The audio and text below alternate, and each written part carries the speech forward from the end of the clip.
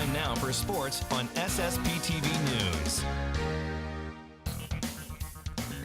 Lisa Robinson, the executive director of the Walk-In Art Center in Schuylkill Haven, says their Muhammad Ali exhibit and opening reception grew out of a request from the newspaper South Schuylkill News. After Muhammad Ali passed away, they were inundated with stories from people about the three-time heavyweight champion of the world. The paper felt bad they couldn't publish all of them, so they reached out to Robinson, and eventually they worked together to organize the event that included an open mic for residents to tell their personal stories about Ali. They chose to have the event in January. It was the month Ali was born, and it just so happened that it was also around the time his former training center at Deer Lake was sold. Real estate developer Mike Madden's idol growing up was Muhammad Ali. He was mortified when he heard so many inaccurate stories being told about him on the radio after the boxer's death.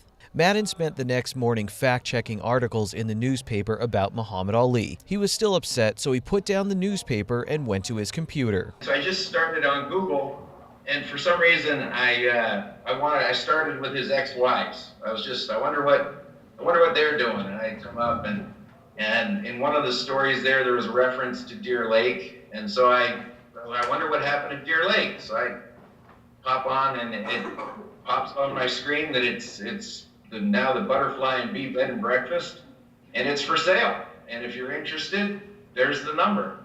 And I believe in signs, and I'm sitting here, and there was a voice that says to me that if you're really so upset with the way Muhammad Ali's story is going to be told to later generations, here's your chance to do something about it.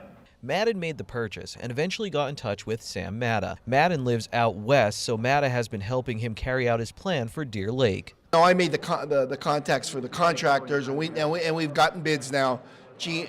Mike will be in the end of January to sign a contract, and the refurbishing is going to start up. We're going to try to maintain it to its original.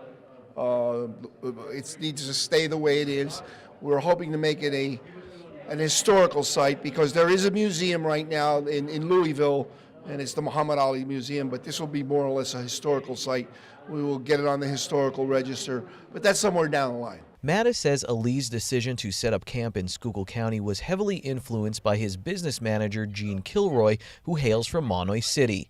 As a Cub reporter, Matta remembers going over to Deer Lake for a story. I know I did one story on Muhammad. Babe Conroy, who was eventually sports editor at the old Standard Speaker, God rest the man's soul, he was my editor, and he said, let's go down and do a story on it. And that's how we went down there. I was in my 20s back then, and it was exciting because you had all this national media there, and I would look at Babe, and Babe would look at me, and I said, you know what, we're two peas in a pod. We're small-time potatoes. We never were big-time.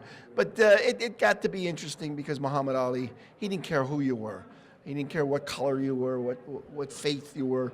Muhammad Ali treated everybody the same. Funny man, very, very down-to-earth type of person. Now Matta, Madden, and Kilroy are helping restore Deer Lake. I'm not going to let the cat out of the bag, but LeBron James is going to do a film about Muhammad Ali. His company is looking at it right now, the rise and fall and rise of Ali, because his fall was when he lost his license. He was banned from boxing. He rose again and ended up losing again, and then ended up winning the championship for the third time. But Ali is a very unique story. And as you heard a lot of people say, he's not nationally known, he's world renowned. And Muhammad Ali had that effect on a lot of people. Matta says that they hope within 3 years, Deer Lake will be fully refurbished. Madden, by the way, is the son of NFL coaching legend John Madden. We still have a lot more from that night at the Walk-In Art Center, including many, many stories from local residents about Muhammad Ali. You can hear them on the next episode of Out of Left Field, coming next month on SSPTV and SSPTV.com, and the exhibit runs through the end of the month in Schuylkill Haven.